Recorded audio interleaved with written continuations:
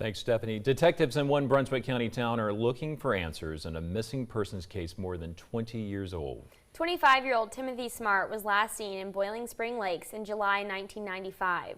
What happened and where he is now remains unsolved.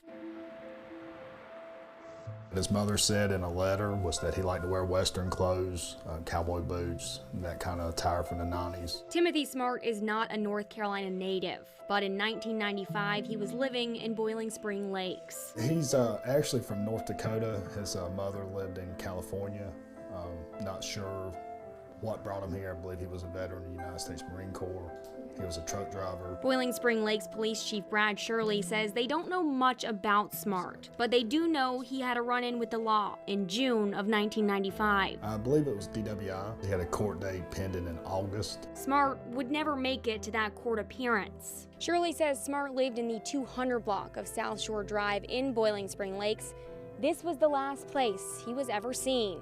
Chief Shirley says Smart had just gotten a new job. He had been hired by a trucking company in South Carolina and was scheduled for orientation to start driving a truck. He would never make it to that orientation either. Some of the information we have is that he left walking or was going to hitchhike to get to that job interview or for the orientation. Do you know who the last person was that saw him? Yes, so well, we have information that was the gentleman that he was living with or staying with. Shirley says it was July 15th, 1995. I think it was reported that he took a shower and left, and that was pretty it. The gentleman that lived there had came home, and they talked briefly, and then he was gone. He says Smart was supposed to be at the job orientation on July 17th.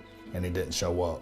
And while they still don't know much about Smart, Shirley says they do know now he was excited about that new job. What I've been able to read in the reports and some of the interviews, but it seemed like just a hard-working guy that was excited to try to get this job. That's one thing that everybody keeps talking about, that he was excited about this job and that this was going to be an opportunity for him to get across the country, maybe start working his way back towards his family. After more than 20 years, interviewing witnesses, tracking down leads, and even a detailed letter from Smart's mom, Shirley says they do know a little bit more about Timothy Smart.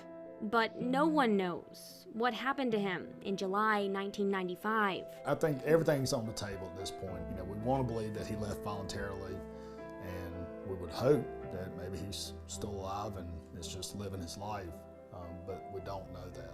But whether he is living a life somewhere, or whether there was an accident, or foul play, or something else, where he is now remains unsolved.